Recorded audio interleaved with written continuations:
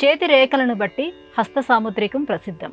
అలాగే అరికాలలో కూడా రేఖలు ఉంటాయా? పుట్టుమచ్చల ఆధారంగా కూడా భవిష్యత్తును చెప్పవచ్చు అంటారు. ఇది నిజమేనా? తల్లి, జ్యోతిషం చాలా పెద్ద శాస్త్రం. 5 అంగములతో సిద్ధాంతము, సంహిత, హోర, ప్రశ్న, శకునము అనే పంచస్కంధములతో కూడుకున్న ఈ శాస్త్రంలో త్రిస్కంధాత్మకంగా ఉండే శాస్త్రం నేటి కాలానికి పంచస్కంధాత్మకంగా విస్తరించిన నేపథ్యంలో శకున శాస్త్రంలో సాముద్రికం కూడా ఒకటి.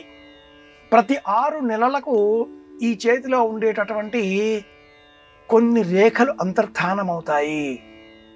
మరికొన్ని కొత్త రేఖలు వచ్చి సంతరించుకోవడంతో దశలు మన జీవితంలో ఎలా వింశోత్తరీ క్రమంలో లేక వివిధ రూపాలలో మారుతూ ఉంటాయో ఈ రేఖలు కూడా అలాగే మారుతూ ఉంటాయి. చంద్రభాగలో విదేశీ రేఖ ఏర్పడవచ్చు. మన జాతకాన్ని పరిశీలనాత్మకంగా పరిశీలించినప్పుడు ఆ గ్రహగతులు ఏ విధమైన ప్రయోజనాన్ని ఇస్తాయో ఈ రేఖ అదే ప్రయోజనాన్ని ఇస్తుంది, లేనప్పుడు అంతర్ధానం అవుతుంది. ఇది ఎలాగో అరికాలిలో కూడా అనేక రేఖలు ఉంటాయి. విష్ణుపాదము మనం గమనించినప్పుడు అరికాలిలో ధనురేఖ, వృత్తరేఖ, శంఖరేఖ, బిందురేఖ, అలాగే యవరేఖలు అనేకం ఉంటాయి.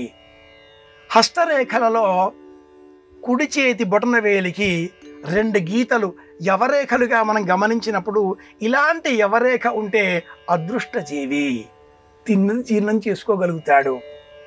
ఈ యవరేఖ అరికాలిలో బొటనవేలికి దిగువన ఉన్నప్పుడు కోరిన చోటికి పోగలుగుతాడు, ప్రశాంతమైన జీవితం గడపగలుగుతాడు.